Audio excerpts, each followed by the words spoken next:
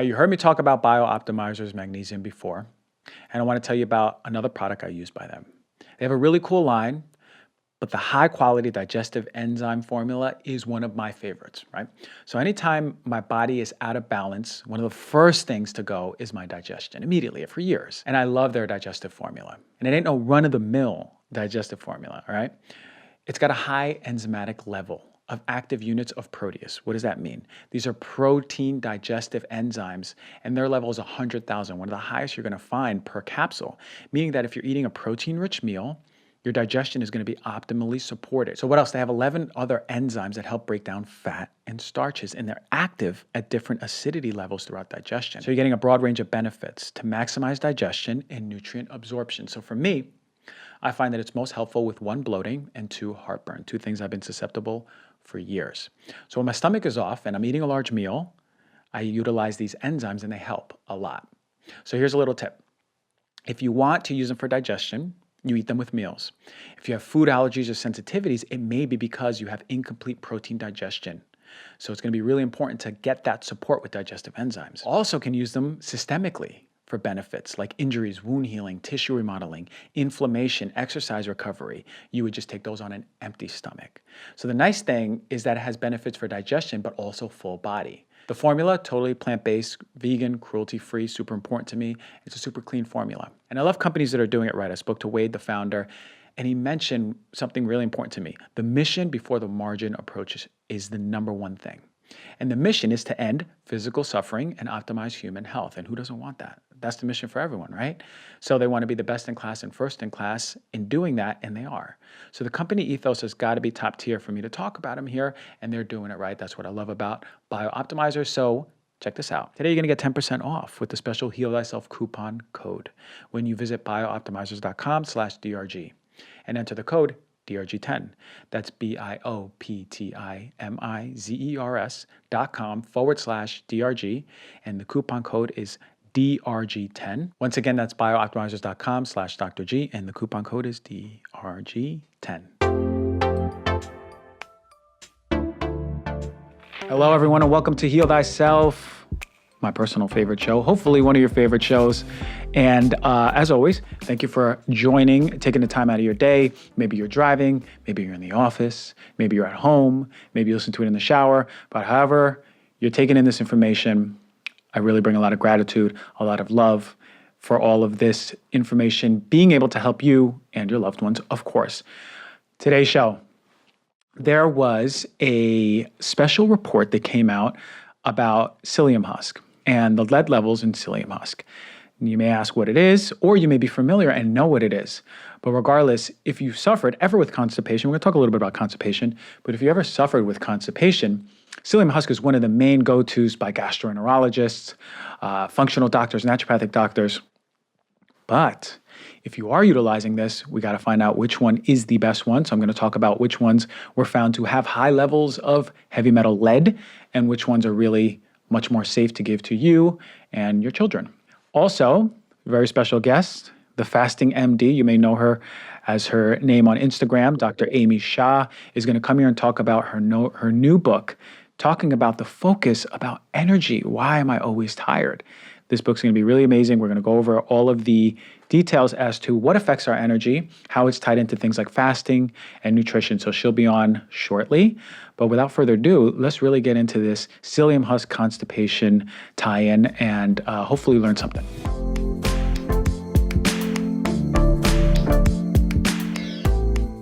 Constipation, we talked a little bit about it before in the past shows. It's common among all ages and populations in the United States. About 16 out of 100 adults have symptoms of constipation. More likely than not, you've felt constipation before and or have been constipated for a little bit of time. About 33 out of 100 adults ages 60 and older have symptoms of constipation. If you go back to episode 93, I talk about a few things. I talked about the digestive system as a whole, but really some things to help treat constipation. But according to the Mayo Clinic, signs and symptoms of chronic constipation include passing fewer than 3 stools a week, having lumpy or hard stools, straining to have bowel movements, It's also constipation. Feeling as though there's a blockage in your rectum to prevent bowel movements. Feeling as though you can't completely empty the stool from your rectum, right? Incomplete voiding. And needing to empty your rectum using your hands or to press on the abdomen or a finger to remove the stool from your rectum. Yes, sometimes it's that bad for folks. So any of these symptoms are really important for your practitioner to know to diagnose you with constipation, chronic constipation, and really getting to the root cause. There's many different root causes that I'm going to go into, but constipation is certainly, and I'm pretty sure all of us have gone through it at least once in our lives, is really uncomfortable. And it can affect our overall health and wellness, our brain, the way we show up in the world. So if you are suffering constipation, would love to help bring some recommendations to the surface, but also the psyllium husk part, remember, that's a major intervention by so many practitioners. Something we're taught really early on is the power of psyllium husk in constipation. Some basic reasons for constipation. Obviously, you have to think about your water intake. Most of us are actually chronically dehydrated, so it's a very valid first intervention to think about, are we drinking at least half our body weight in ounces of not only water, but filtered water, mineral-rich water. Diet, of course, processed foods are going to cause inflammation, are going to affect the way we digest food for sure. As a whole, processed food, and we've made this intervention so many times for so many of you. I know we're moving towards a healthy diet, but know that inflammatory oils, sugars, processed carbohydrates, unhealthy fats are all going to affect your digestion and ultimately and potentially the way you move your bowels. Medications, notorious for affecting your bowel movements. If you are on a medication and suffering from constipation and didn't make the connection, definitely look at the package insert on your medication and see if that's one of the causative symptoms of or causative factors for constipation. Pregnancy, that's very well known, constipation associated with pregnancy. Stress, of course, the nerves from your brain, through your vagus nerve, through your full body, going to your intestines, are going to really be affected by your level of stress.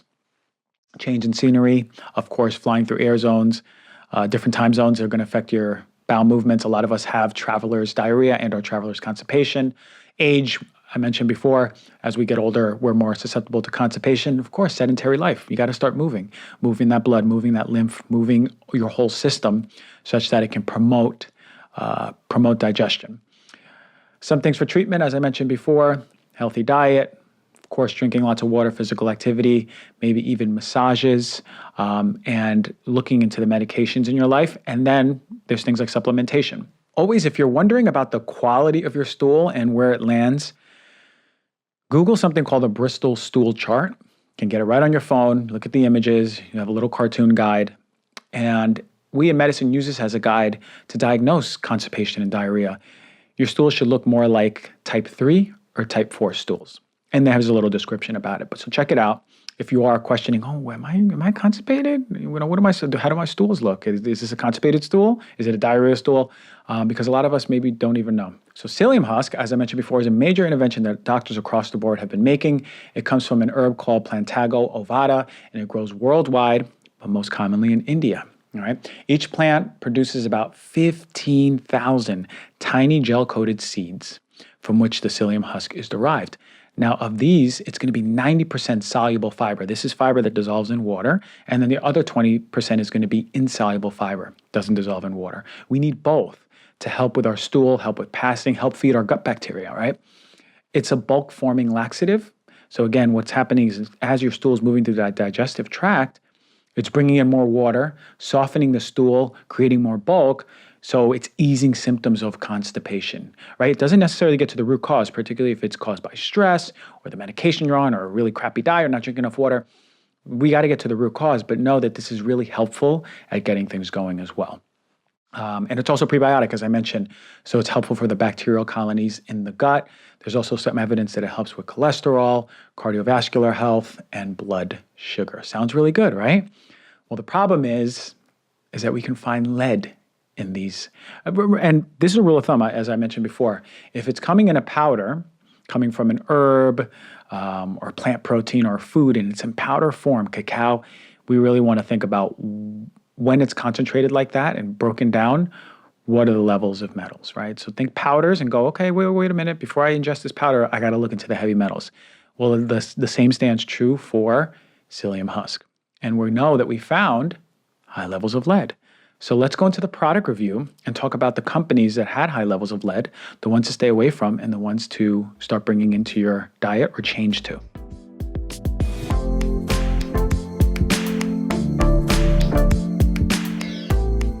All right, so for the product review, some of the popular brands of psyllium husk you may have heard of or seen are Metamucil, Fiberol, Psyllium, Malox, Daily Fiber Therapy, Unilaxative. These are all ones that you'll see Rite Aid, CVS, Target, Walgreens.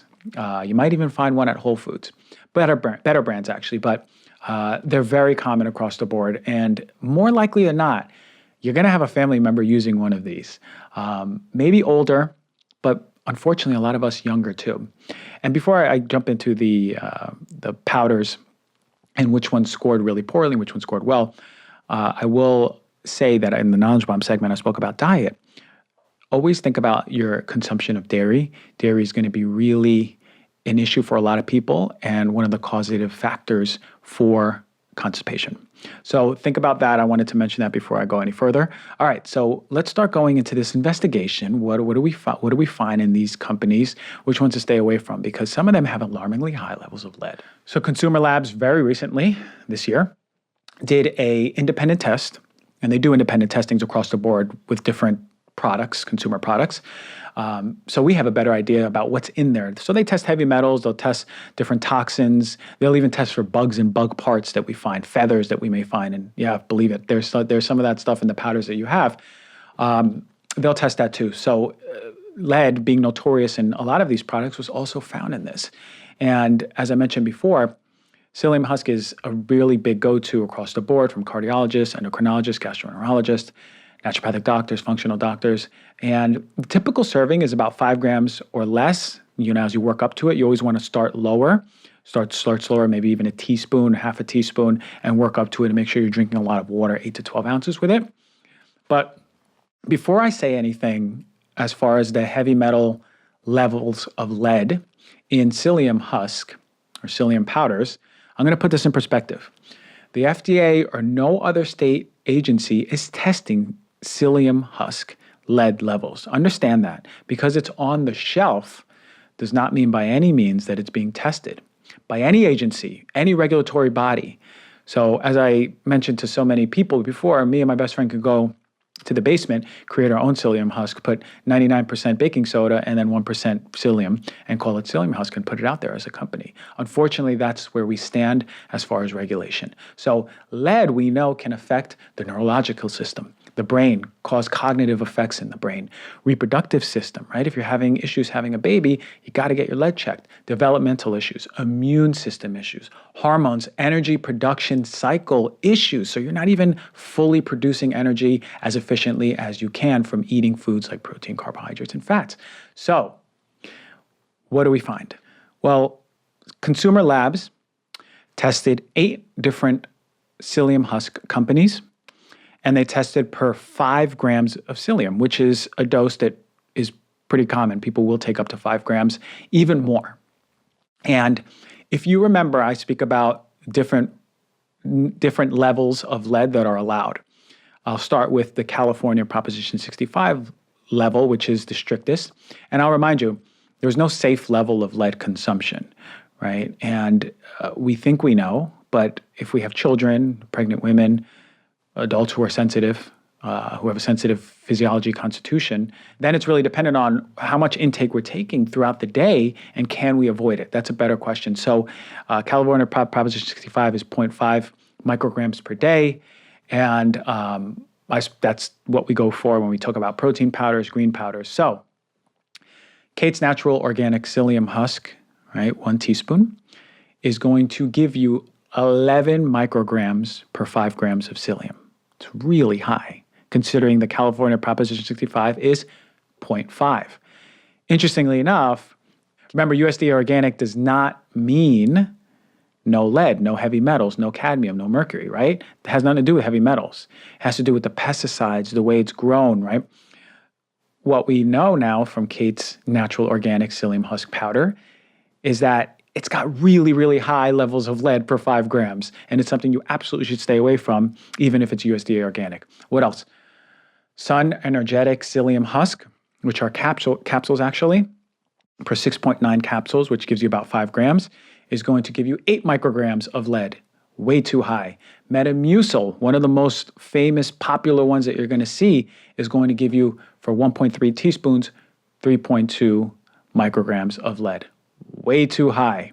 Same goes with Up and Up fiber supplement, which is lower, but still it's at 2 micrograms. Now, psyllium husk caps at 1.3, still too high. The only two which came up as acceptable levels, safe levels of lead in the psyllium husk are Organic India Psyllium Husk Organic Whole Husk Fiber and Yerba Prima, which is actually a really popular one. If you go to health food stores, it's the white, if I remember clearly, it's the white psyllium husk with the red and blue label. So, and it's a little canister that has 0.4, which is actually below California Proposition 65 levels. And this was in the independent testing of these batches. So it's really important for us to know. See, like what I'm trying to elucidate here is that all of these are readily accessible. All of these are on the store shelf from CVS, as I mentioned, to Target, to Walgreens, to a health food store like Whole Foods. None of these are actively regulated by governing bodies. Even if it's USDA organic, does not mean that, and this is the perfect example of Kate's Natural Organic, does not mean that there's no heavy metals in it, particularly lead.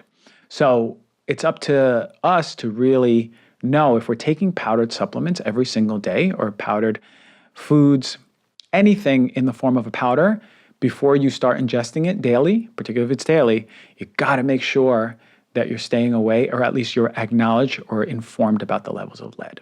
Okay, so to tie it all in, Kate's Natural Organic out, Sun Energetic out, Metamucil out, Rite Aid out, Up and Up Fiber out, now Psyllium Husk capsules out. In Organic India Psyllium Husk, Organic Whole Husk Fiber, Yerba Prima Psyllium Whole Husk. 2 ones that pass the test, the other ones are out. So again, look, if you're using Psyllium Husk, then now you know which ones to get. But even if you're using powdered anything, it would behoove you to ask the company to provide some third-party testing. And if you don't know how to read it or analyze it, send it to me, info@docgonzalez.com, info@docgonzalez.com. Send it to me personally. I'll read it over. I'll go over it. It'll take 2 minutes, and then I'll give you an answer, and then you can go about it with either a peace of mind or making a switch. That's all I got to say about that. All right, let's go to our special guest segment. I'm really, really excited to learn more about fasting, about how that connects to energy, about overall nutrition. This is one of the top doctors in the country. You've seen her all over TV. You see her all over Instagram, and she does an amazing job at disseminating some incredible information for us. So let's get to the guest segment.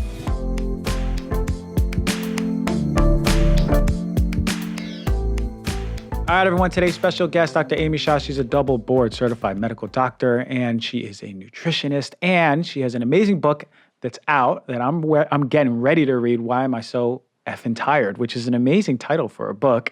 But she's been talking about fasting for so long, nutrition about it so long. So we really want to get to the bottom of so many questions about how we can up-level our health, optimize our health. Thank you for joining the show, Doc. I really appreciate you. Thanks so much for having me. Yeah, it's a pleasure. So the book is out, and first of all, I love the title. What made you pick that title?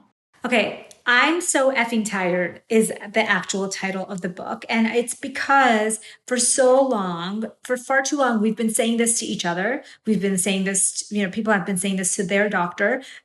People have been talking about it in private. And really, it's been brushed aside. And we basically say, well, if your lab tests are, within normal limits at your annual physical, which we all know is far from complete, that, maybe you're getting older. Maybe it's you have your busy life, you have kids.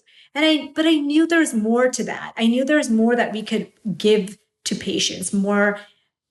There had to be more advice, more medical backed or science backed or anything backed advice about what's actually going on.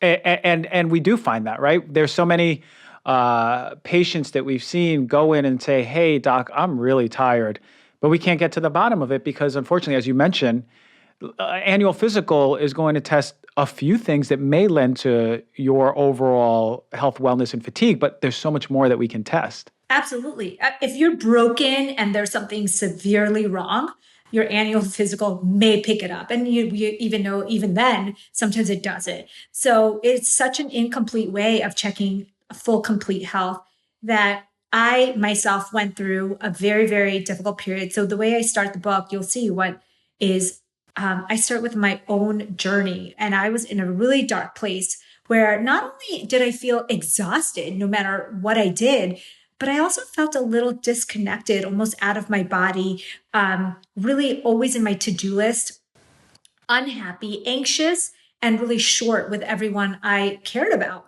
And I knew that all of this, plus what was going on with my gut health, had to somehow be connected, but I wasn't sure because we never learned that in all of our years, not in my nutrition training, not in my medical school training, not in my fellowships, not in my research did I ever learn how to fix that. Interesting. And what were some of the gut, because you mentioned the gut issues, right? And you mentioned how you were presenting with fatigue and shortness. It sounds like some like out of your body, mood. What were you feeling in your gut? Because I know a lot of people who watch and listen to the show are suffering with gut issues too. So what are some of the things maybe that you were going through? It is not normal to feel pain and bloating and constipation on a daily or weekly basis. I thought that it was normal to feel bloated, you know, 3 to 5 times a week. It was normal to be constipated almost all the time, that it was normal to have, upset stomach, every few days. And that to me was normal. And little did I know what real, good gut health was at that point. The problem is that we don't really tell people what normal is. We know what very abnormal or disease is, but I didn't know. And I think a lot of people maybe listening or watching don't know that it is not normal to have a daily GI complaint. It is not normal to feel bloating almost every day. So those were kind of the things that I was feeling. And I really thought at some point, maybe it was all in my head. Maybe I was just overthinking this. I didn't think that there were many things that you could do because people were offering medications for it. But I thought, I don't want to take, something to help me go to the bathroom. I don't want to take something to help me get rid of the gas. There's got to be more than that. Yeah, and it's so easy to go to Rite Aid and pick something up to go to the bathroom. I mean, it's funny because right before you came on, I talked about Psyllium husk and how there was high levels of lead found in a lot of these companies, which is interesting because a lot of these are given to kids too. But yeah, you're right. We can go to the drugstore and pick up anything, but essentially it's not the answer. So what did you find? So then I'm assuming you dove in and what was the point in your life where you said, whoa, like this is not anything I ever learned. And now I'm having this aha moment where I'm like, whoa, we can treat this. We can help the whole body. What happened in your life what was that moment like? The biggest lie that we are told for our health is that our systems are separate systems. And I think you talk about this. I talk about this. I had always learned about the hormone system separately from the gut, separately from the immune system, separately from the brain, and they were all separate organs. We treated them separately. There's different specialties and tracks that you go down for each of these types of body parts. And really what I learned is the very essential knowledge that I think everyone needs to know is that they are not separated. In fact, there is a place in our bodies where the gut, the hormone, and the immune system is in constant conversation with your brain, and that is in your GI tract. So when we have these gut bacteria that are on walkie-talkies with the immune cells and also our hormones, and they're literally talking amongst themselves and telling the brain what to do next. So when your gut bacteria notice that there's something going on, oh, he or she is eating a food that looks really foreign, it calls walkie-talkies the immune cells and says, hey, come over here. We got to create a little bit of, investigation in this area. So the immune cells come over, they investigate, they decide how to communicate with the brain that there's something bad here, whether it's a virus, a processed food, a toxic material, and they communicate with the brain. So what is happening in our society is that we're consuming foods, we're taking in toxins that are consistently activating this process, which is really called inflammation. When you think about the word inflammation, it's when the immune cells are coming in and checking out what's happening. And when they communicate to the brain that, hey, there's inflammation here, we got to figure out what's going on here, your brain feels tired. Your brain feels signals of, hey, we need to slow down and figure out what is this danger here. And so that's why inflammation is fatigue. When we feel tired, it's because we're inflamed. It's because our gut health is poor. It's because the communication between our gut, our hormones, and our immune system is creating a message to the brain that there's something wrong here. And think about this. This is happening all day, every day to us. Now, when it's happening in small amounts, our body can take care of it, right? But it's like if you keep cutting the same area that over and over and scraping that same area, that wound is never going to heal. And that inflammation creates fatigue. That's so powerful. To even the way you illustrate it with the signaling systems, right? Like the walkie-talkies is so much easier to understand, right? I wish we were taught like that when we were little, right? That we understand that everything is connected. But an interesting thing you said is that the brain gets the signal to tell the body to slow down because there's some healing that needs to happen. You can't really slow down if you're on the go, on the phone all the time, in the office, shutting down the phone, getting in the car, running around. That on the go-ness to our nervous system is really not allowing healing. And so there's not a lot of people who really say your fatigue is inflammation, right? And that's essentially what you're submitting, is that fatigue as a whole is based on this whole inflammatory concept, correct? Absolutely. The inflammation of this energy trifecta. So when I used to think of all these organs as separate, now I think, oh, there's inflammation because our gut, our immune system, and our hormones have determined that there's a problem, a threat, an issue. And that's what fatigue is. And so if you're chronically feeling fatigue and burnout, you have to examine these areas. And really what I get into is kind of a deep dive into how do we fix this energy trifecta? How to balance it as a whole. And I love hearing, you know what I love? I love hearing medical doctors going, the body's all connected. What do you mean? It's a whole system. I'm like, oh, thank you, because what an antiquated way to put a microscope just on the gut and going, okay, let's heal the gut and call it a day if we can, But the understanding there's a sophisticated, elegant symphony of signals going on all the time. So you mentioned food and you mentioned some toxins. Are those the two major things that you're saying that really are affecting our gut health? Well, the major thing I talk about, the three major things. One is chronobiology. Our internal rhythms are out of sync. Okay. That's number one. Number two is our microbiology. So what we eat, when we eat, that's also out of sync. And the third thing is our psychobiology. So this is the powerful mind-body connection.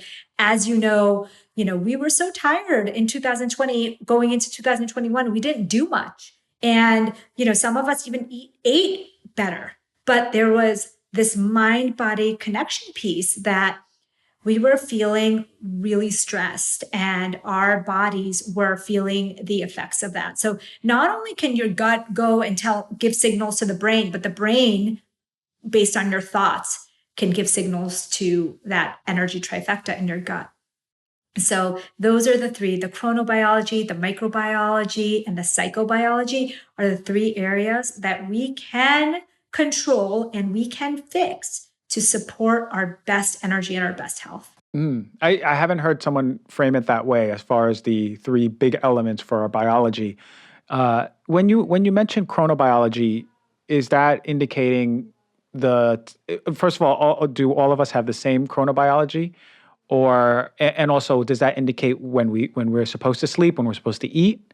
Absolutely. So chronobiology, for people who may be hearing it for the first time, it's the study of how our biological rhythms, our biology, really, the entire body works on an internal clock.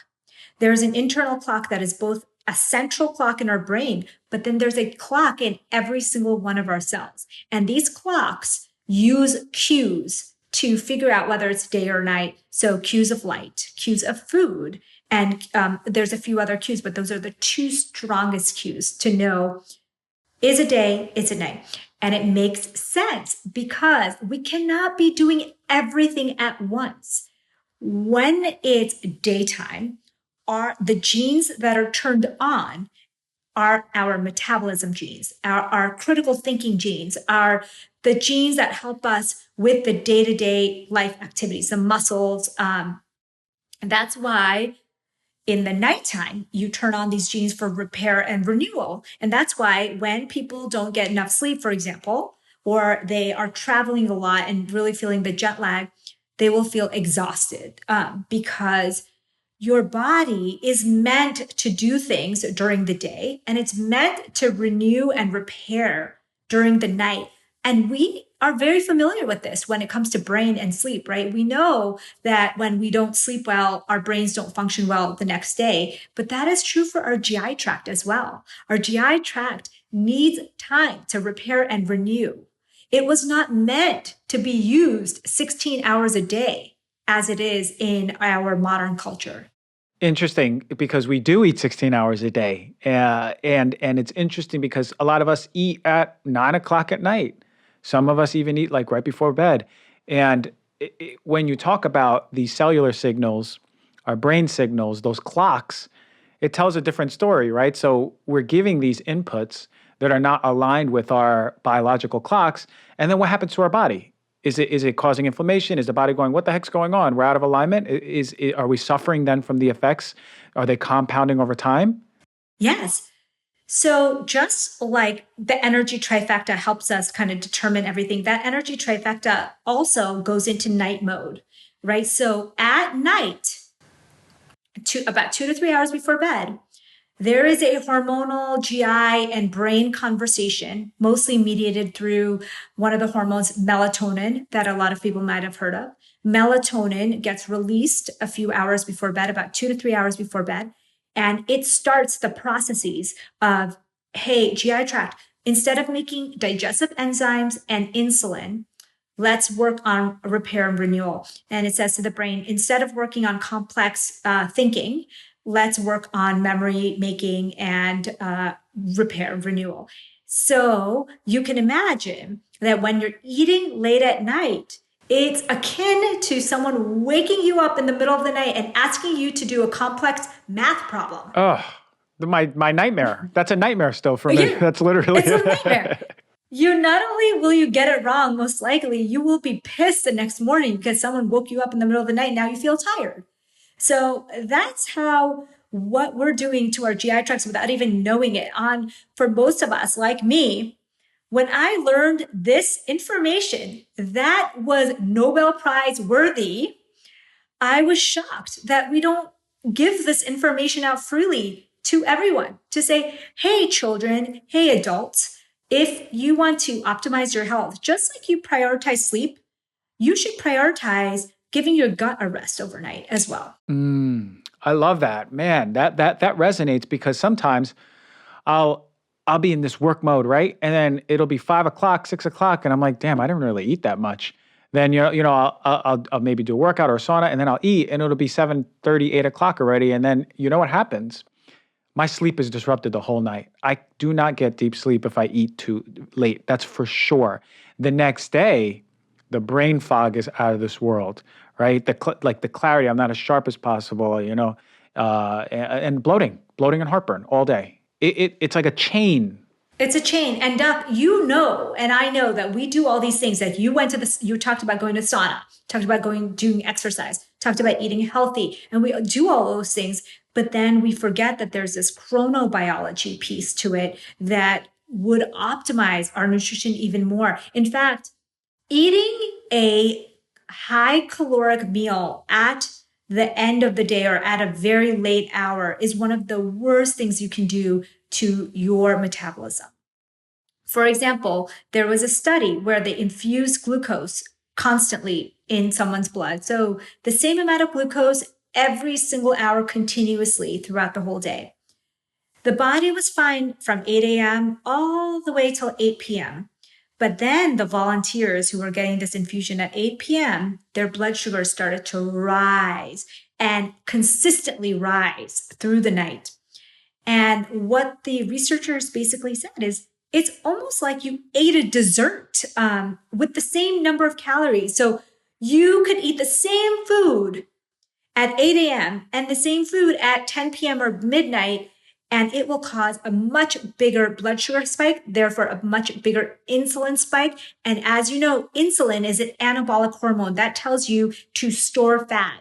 It tells the body to grow. And so if you're someone who is trying to get your insulin levels down, both for diabetes or heart disease risk or cancer risk, or you're trying to lean out, eating late is not doing you any favors. So powerful. Such a powerful concept because how many of us viewing or listening to this eat late? You know, hey, you want to go out to dinner? Okay, reservations at 8. We eat by 9 o'clock, 9:30, we're still digesting, and then we go to bed at 10:30, 11.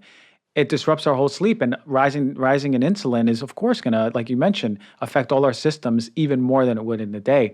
It's interesting because back when I was in residency in oncology, I was doing research and I saw that there were studies on, you mentioned cancer, breast cancer, elevated breast cancer, and nighttime eating, and it's all in the mechanism of insulin, and it's that accentuated, overemphasized insulin that you were feeling in the body. It's incredible chronobiology. That's what it comes back to. Yeah, and just to go on the cancer thread for a second, Ruth Patterson has a study that looked at just about 13 hours of fasting overnight. So it's very moderate. I mean, something that is pretty doable for so many of us. She took breast cancer survivors. She told them one group to fast 13 and a half hours. The other group did not get that advice. And she just said, hey, let's do this easy, cheap intervention and see if there's any difference. And she saw a 34% reduction in breast cancer recurrence after controlling for all the other factors. Incredible. Incredible. So after I read that, and I'm so happy that you said that, every breast cancer patient I had, I said, cut it off. As soon as night's falling, call it a day. Drink some water, you're good, but no more food. And we all kind of have a little bit different biology, but as a rule of thumb, that's incredible we have to follow that. I love that you talked about that. So then would you say that there is a window starting, is it when we wake up or is it 12 in the afternoon? What is the best window to go? All right, here are my most calorically dense meals to eat, and I know that I'm working with my body. Okay, this is where the science gets murky. Okay, so we know that from the big breakfast study that eating a higher caloric load earlier in the day is beneficial. Where what they did is they took 700 calories, 500 calories, and 200 calories, and they timed it at different times of the day. And by and far, every time the 700 calories was at the end of the day, the 8 p.m. meal, they always had worse results with insulin and with inflammation. But makes sense, right? If you time your meals to be lighter in the evening, which is completely the opposite of our culture, most of us, a lot of even people who fast, they fast all the way through the day and then they have this huge caloric load at night, which is not the way, that's not the optimal way of doing this. When you think about chrononutrition, think about evolutionary times. Okay, before we had microwaves and Pop-Tarts and refrigerators and lights, right? You would not just roll out of bed and have your orange juice and bagel when, 1,000 years ago. You would usually roll out of bed, walk, get some sunlight, get your food together to have breakfast, So it might have been an hour or two after you woke up.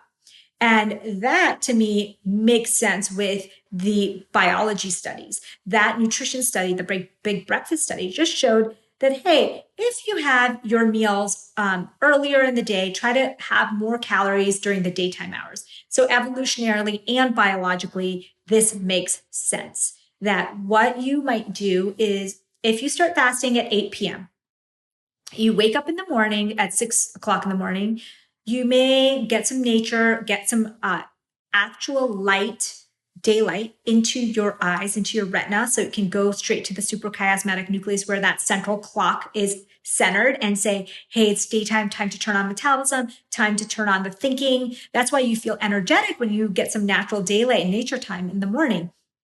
And then maybe you do a fasted workout, which actually taps into some of the mechanisms where fasting is the most beneficial, which is in the zone of low glucose in our body. So if you've had pretty healthy meal at 6 or 7 and you started fasting at 8, and you've used up a lot of that glucose overnight just based on repair and renewal activities during sleep, in the morning, you will be in a low glucose state. You might have some stored glucose in your liver, but when you start working out, you're going to use up that stored glucose. And then you're going to get into this special zone called the metabolic switch zone. So I actually recommend that on days where it's appropriate for you to get a fasted workout, that can amp up your results even more from your intermittent fasting. And that might be a nature-based workout, or that might be a few minutes of nature, and then you do an indoor workout. But pairing that daylight and the fasted workout and then breaking your fast is the optimal way to do it. Wow, I'm telling you, you have inspired me to roll out of bed. I'm already doing the cortisol awakening, looking at the sun. That's there. But I'm doing my workouts later in the day, maybe like 5, 6. I'm so inspired now to get in that zone, that metabolic zone, that fasting zone Yeah. of low glucose. But in my mind, I'm always like, God, I'm a little bit, I feel like I would be drained from working out. But because I feel like I need a little bit, like maybe an apple or something. But do you find that people can sort of acclimate to that over time? Yeah, so say I was the same as you. So I always worked out because when I was in medical school, right after classes would end, I would hit the gym. And in residency, there was just no time in the morning. I mean, you woke up at insane hours. And so I was always an afternoon, evening exerciser as well. But what I found is that when I first started doing it, it was just something simple, maybe yoga, maybe a walk around the block, something really, because at that time, my workouts were at the end of the day. So I didn't want to do too much in the beginning of the day, but I loved the science and I wanted to know more. So I started to just do a little bit of a yoga or a walk in nature and just 20 minutes. And then I noticed that I started to get more used to it and my tolerance for this went up. So if you may know or may not know, the elite marathoners of the world, like the Kenyan marathoners, they regularly train fasted because they know about this metabolic switch. They know that if you can train your body to get good at switching fuel sources, that is going to help you in long form exercise. That's going to help you because in a race, they'll be switching back and forth many times between using sugar for fuel and then using fatty acids for fuel. So it is possible to train for that. You want to start out really easy. That metabolic switch zone, unfortunately, is not something we can check by blood, sugar, or stick or urine yet. You basically have to put yourself in a situation where you're going to use up the glucose that you have. And most of us will feel a little bit hungry when our glucose stores get low. Yeah, that's certainly me. I'm like, oh, I'm a little bit hungry. Actually, I kind of don't want to go through a workout, but it's sort of just like you said, starting slow, going for the walk, or maybe a little light jog in the morning, going up the hills. And I live in the mountains, going up and down the hills. But I think that's a great idea. I'm so inspired. I'm telling you, I'm gonna do a workout video, and Let me know. Let me know I'm what gonna you tag think. you. I'm gonna tag you. I'm gonna put the I time. love that. I'm gonna put the time. A little tag on the time. A little tag on you. Inspired by my morning workout. I'm gonna get all my community to start working out in the morning. I love it. It's literally So the 2019 New England Journal of Medicine article that came out with this information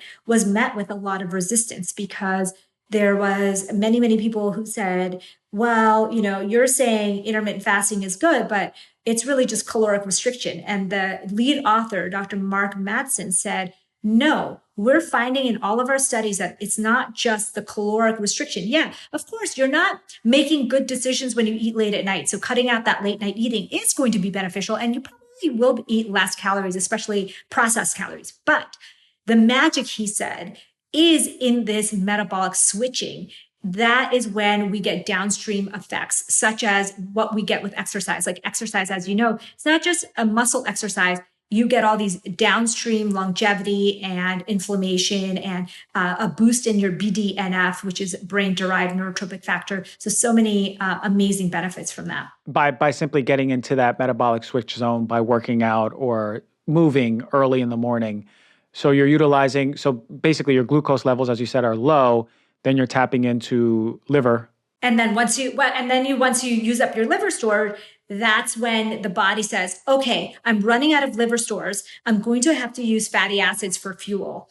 And that going to get fatty acids for fuel while you're fasted. And then when you eat, then the body's saying, okay, now let's switch back to glucose. That switch back and forth is where the magic is. And the more you do it, your body gets more efficient over time of understanding, okay, we're switching back to glucose. Oh, back to fatty acids. I got it. Yes. It's like a metabolic muscle that we are not ever using, right? Like the metabolic flexibility muscle that we literally, a lot of people have not tapped in their entire life. No, not at all. A lot of us are overfed, right? And we have so much glucose flowing through our blood and into our cells and stored that we don't tap into it, which is what I love what you talk about in fasting as a whole. So amazing stuff. The book is out. Yeah, it's out. It's been it's about 3 weeks now. The book is out. I'm waiting for my copy. I'm going to go right through it as soon as I get it. I'm going to speed read it, right? And then I'm gonna put in all my favorite bullet points. Is there so for the viewers and listeners, if they want to start something now, but let's say, okay, I'm going to purchase the book, but what can they start right now? Just 3 things you think that we can do. Once they purchase the book, there is a free 3-day jumpstart because so many people ask me, how do I just start right away? And so I have that. You can sign up for it on my website at amymdwellness.com or at imsoeffingtired.com, which is the book site. Basically, if you want to start today, make sure that you're allowed to. First of all, you need to talk to your doctor and say, hey, I want to start some of this chronobiology, gut health stuff, which includes 12 hours of overnight fast. So that could be your first step, right? A lot of people can't even fast from 8 p.m. to 8 a.m. It's very difficult. It sounds easy, but it's really difficult because we live in a very sugar addicted, food addicted world. So 8 to 8 overnight fast, okay? And then in the morning, get some daylight, natural daylight. The lamp in your room doesn't count. That has like 500 lux. Natural light has about 10,000 lux of light, Lux. You need that light to sync your circadian rhythms. And then maybe you go for an easy 20-minute workout. We know that the magic number for nature time anyways is 120 minutes a week. So maybe you can get that in with your morning. I also have that time. We didn't talk about the psychobiology piece much, but this is the time, guys, that you can multitask because we all love multitasking. You can use this time to edit your life, to edit what brings you energy, what is bringing you down. What do you want to do in your life that brings you passion and purpose? Like that 1 minute or a couple minutes that you're standing looking at the sun, you can be very productive by doing some self-reflection, whatever that is for you. I love that. And here's the most beautiful part. Cheap. How much did all that cost? We can do that easily and we can do that daily. It's literally getting closer to our true body's nature and nature as a whole.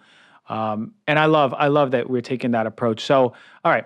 So, where do the viewers and listeners find you? You mentioned your website. You're also on Instagram. Where can we get the book? We want to know. Yeah, thank you. I'm at Fasting MD on Instagram, FASTING MD. I'm at Amy Shah MD on Twitter and Facebook. I am at amymdwellness.com as my personal site. And the book is at imsoeffingtired.com. And you can get it anywhere books are sold. Get it from your local bookstore. Get it from, the favorite small shop that you love. I love that. Thank you so much for joining the show. I mean, I love the mix of relatability and science. You make it really like fun and easy for us to listen and want to make those interventions, and empowering, which is the most important part. So I love what you're doing in your career. I'm so excited to read the book, and thank you for joining the show, Doc. I appreciate you. This was so great. Thanks so much for having me.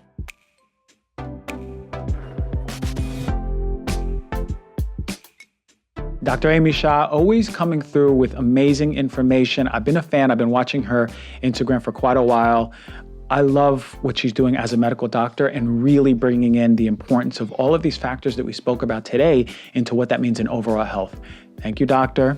And thank you for everyone showing up as you always do. And for those of you who've been consistently doing it, I bring you lots of joy and love and gratitude. And for those of you who have just started and this might be your first show, I welcome you all. So much love. Thank you for rating, reviewing, subscribing as always. Hope you enjoyed the show. Hope you learned a lot, and send it to your loved ones. I'll see you next week.